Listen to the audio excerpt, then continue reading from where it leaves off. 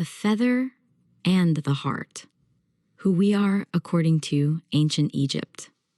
The oldest philosophical question in the world was not asked in Athens.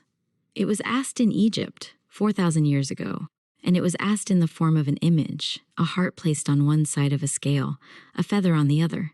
Everything that Western philosophy has subsequently said about justice, truth, the moral life, and the relationship between the human being and the order of the universe is downstream of that image, whether it knows it or not. There is a scene that appears in Egyptian tomb paintings across more than 1,000 years of continuous artistic and religious tradition, from the Middle Kingdom through the New Kingdom and into the late period, with a consistency that suggests not mere convention, but genuine philosophical conviction. The dead person stands before a set of scales. On one pan of the scales rests a feather, the feather of Ma'at, the goddess and the principle and the cosmic order simultaneously.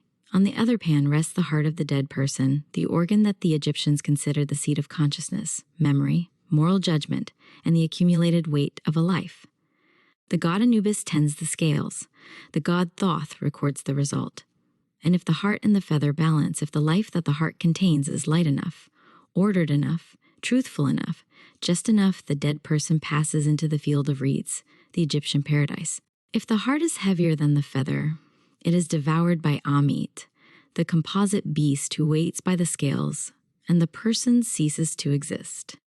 The scene is known as the weighing of the heart, and it is the central image of the Egyptian Book of the Dead, the collection of spells and instructions and declarations that the Egyptians buried with their dead to assist them through the journey of the afterlife. It appears so frequently and so consistently across so many centuries and so many social classes that it constitutes something more than religious iconography.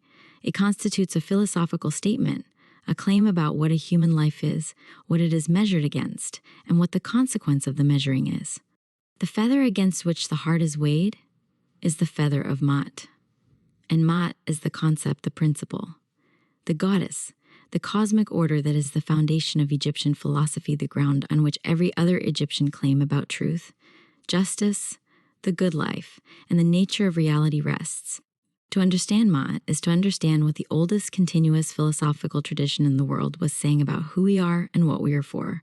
And to understand that is to understand something that Western philosophy, which has been conducting its conversation for 2,500 years without adequate reference to what preceded it, has been missing. Ma'at, the order that holds everything together. The word Ma'at has no precise equivalent in any modern European language, and the absence of the equivalent is itself philosophically significant. It names a concept that the Western philosophical tradition has not had a single word for, though it has spent much of its history reaching toward the thing the word names. Ma'at is, simultaneously, truth, justice, cosmic order, right action, the harmony of the universe, the proper relationship between all things, the principle that makes the world coherent rather than chaotic. It is what the sun follows when it rises and sets. It is what the Nile follows when it floods and recedes. It is what the seasons follow, what the stars follow, what the living and the dead follow when they conduct themselves rightly. It is not a law imposed from outside on a recalcitrant reality. It is the inner logic of reality itself, the way things are when they are as they should be. The order that the universe tends toward and that right human conduct participates in and sustains. The goddess Ma'at, depicted as a woman with a feather in her hair, sometimes with wings, is the daughter of Ra, the sun god, and she is present at the creation. The world is created in accordance with Ma'at, ordered by Ma'at, sustained by the continuous practice of Ma'at in both the divine and the human realms. The pharaoh's primary political and religious obligation is the maintenance of Ma'at, the upholding of the right order in the realm, the ensuring that justice is done, that the weak are protected, that the proper rituals are performed, that the harmonious relationship between the human world and the cosmic order is continuously renewed. The pharaoh who fails in this is not merely politically incompetent, he is cosmologically dangerous. A king who does not uphold Ma'at creates the conditions for the return of Isfet chaos, disorder, the dissolution of the order that makes existence possible. This is a philosophical claim of the first order, and its implications extend far beyond the political theology of the pharaonic state. The claim is that the moral order and the cosmic order are the same order, that what is right in human conduct is not a separate domain from what is true about the universe, but a participation in the same principle that makes the universe intelligible. This claim appears, 2,000 years later, in the Stoics' account of the Logos, the rational principle that runs through all things, and that right human conduct participates in. It appears in Plato's account of the form of the good, the highest form, the source of being and truth in the intelligible realm. It appears in Aristotle's account of the natural order and the human being's place within it. It appears in the natural law tradition of medieval Christian philosophy. It appears, transformed, and sometimes unrecognized, throughout the Western philosophical tradition. It appears first in Egypt. The instructions, philosophy, in practice. The oldest wisdom literature in the world is Egyptian. The instructions of Ptah-Hotep, attributed to a vizier of the 5th dynasty, composed around 2400 BCE, is a text of philosophical reflection on the good life, the right conduct of human affairs, and the nature of wisdom that predates Socrates by 2,000 years and predates Plato's dialogues by more than 2 millennia. It is not a primitive text, it is a sophisticated one, and its sophistication is of a kind that Western philosophy has sometimes struggled to recognize, because it does not look like the kind of sophistication that Western philosophy has taught itself to value. The text opens with a reflection on old age, on the specific diminishment of the body's powers that the accumulation of years produces, the failure of the faculties that defined the active life. This is not a complaint, but a philosophical observation. The old man who has lived well has something to transmit, and the transmission is the work of the sebet, the instruction, the teaching, that is the primary vehicle of philosophical reflection in the Egyptian tradition.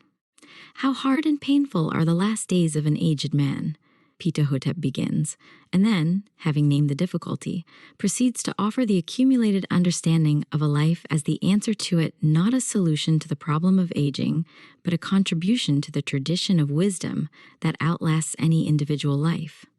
The instructions that follow cover the full range of human social conduct: how to behave toward superiors, peers, and inferiors, how to conduct oneself in assembly, the importance of listening over speaking, the relationship between speech and truth, the dangers of greed and the virtues of generosity, the proper conduct of love and marriage, the relationship between the official and the common people he serves. What organizes all of it is the principle that right conduct is not merely socially useful, but cosmically ordered, that the person who acts in accordance with Ma'at participates in the order of the universe, and the person who acts against it disrupts something more fundamental than social harmony. Great is Ma'at. Its rules are lasting and unchanging, Ptah-Hotep writes, and the claim is not theological in the narrow sense, not a claim about the requirements of a specific God, but philosophical. There is an order to things, and the recognition of that order and the conduct of life in accordance with it is both the highest human achievement and the most fundamental human obligation. The instructions of Amenemop, a later text, probably from the New Kingdom period around 1200 BCE, develops the tradition with a moral depth that anticipates some of the most important passages in the Hebrew Bible. The parallels between Amenemop and the Book of Proverbs are so close that scholars have debated for over a century the direction of influence, with the most recent scholarship generally concluding that the Hebrew wisdom tradition drew substantially on the Egyptian. The philosophical content of both is the recognition that the wisdom which orders human life is not merely human, that the person who lives wisely is the person who has aligned herself with the order of things, and that this alignment produces not merely social success, but something closer to genuine peace. The negative confession, the ethics of cosmic accountability. The weighing of the heart is preceded, in the Egyptian funerary tradition, by what Egyptologists call the negative confession, the declaration made by the dead person before the 42 assessors of the dead, in which she asserts that she has not committed the specific moral violations that would unbalance the scales. I have not done injustice. I have not robbed with violence. I have not done what is abominable. I have not caused pain. I have not caused tears. I have not killed. I have not made anyone suffer. I have not diminished the food offerings. I have not encroached upon another's land. I have not stolen milk from the mouths of babes. The list continues for 42 declarations, covering every significant moral category available to the ethical imagination of the New Kingdom period: violence, theft, fraud, sexual transgression, damage to the natural world, failure of the ritual obligations, harm to the vulnerable. The structure, the declaration of what one has not done rather than what one has done, is philosophically interesting. It defines the moral life negatively as the avoidance of the violations of Ma'at, rather than positively as the achievement of specific virtues. The heart that is light enough to balance the feather is the heart that has not accumulated the weight of wrong action. This is not merely a list of rules. It is a claim about moral accountability that is, in certain respects, more comprehensive and more honest than many subsequent accounts of the moral life. The dead person cannot lie, because the scales will reveal the truth of the heart regardless of what the tongue says. The moral accountability that the weighing of the heart represents is not accountability to a human authority that can be deceived or evaded. It is accountability to the order of the universe itself, which knows what the heart contains, because the heart is a part of that order and cannot be separated from what it has made itself into through the choices of a lifetime. The philosophical claim is structurally identical to Aristotle's account of virtue and character. What the heart contains at the moment of judgment is what the person has made it through the accumulated choices of a lifetime. The bad acts are not separate from the person who committed them, they are the person, condensed into the weight that tips the scales. The good life is the life in which the heart remains light, in which the choices have been choices that align with Ma'at rather than against it, that add to the order rather than to the weight of its violation. The Egyptian contribution to Greek philosophy. The question of Egyptian influence on Greek philosophy is one of the most contested and most politically charged questions in the history of philosophy, and it requires careful handling precisely because it has been so thoroughly distorted by the ideological interests of both those who assert the influence and those who deny it. The assertion associated most prominently with Martin Bernal's Black Athena, 1987, that Greek philosophy was primarily derived from Egyptian sources has been contested by classicists on grounds of both evidence and method, and some of Bernal's specific claims are not well supported. The denial, the default position of most of the Western philosophical tradition, which has presented Greek philosophy as an autonomous origin, the spontaneous generation of reason in a specific time and place, is equally unsupported by the evidence and is considerably more damaging in its consequences because it has organized the teaching of philosophy for 2 centuries around a fiction about where thinking began. What the evidence actually supports is something more nuanced and more interesting than either the strong influence thesis or the denial. The ancient Greeks themselves were quite open about the debt. Herodotus, Plato, Pythagoras, and others all describe visits to Egypt and study with Egyptian priests as part of the philosopher's formation. Plato's account in the Timaeus of an Egyptian priest telling Solon that the Greeks are always children, always beginning again, never accumulating the long memory that genuine wisdom requires, is a passage of genuine philosophical humility about the relationship between the 2 traditions. Pythagoras is said to have studied in Egypt for 22 years before returning to Greece. Thales, the first figure in the standard account of Greek philosophy, is described by ancient sources as having learned geometry in Egypt. These are not merely biographical details. They are evidence of a specific pattern of intellectual transmission of the Egyptian philosophical tradition, with its 2,000-year history of sophisticated reflection on Ma'at and the moral life and the nature of the cosmos, transmitting its accumulated understanding to the tradition that would eventually be called the origin of Western philosophy. The philosophical concept of the logos, the rational principle that runs through all things, which the Stoics would develop into a complete cosmology, and which appears first in Heraclitus around 500 BCE, has structural and conceptual similarities to Ma'at that are more than coincidental. The Platonic form of the good, the highest form, the source of being and truth, has structural similarities to Ma'at as the principle that holds the cosmos together and against which the human soul is measured. The Stoic account of the right ordering of the soul in accordance with reason has structural similarities to the Egyptian account of the heart that is aligned with Ma'at. These similarities do not establish direct derivation. The question of what was transmitted, how, and with what transformation is genuinely complex. They do establish that the Egyptian philosophical tradition was a serious and sophisticated intellectual achievement that was present in the intellectual environment in which Greek philosophy developed, that the Greeks knew about it and in some cases studied it, and that the idea of Greek philosophy as an autonomous origin is not supported by the evidence available.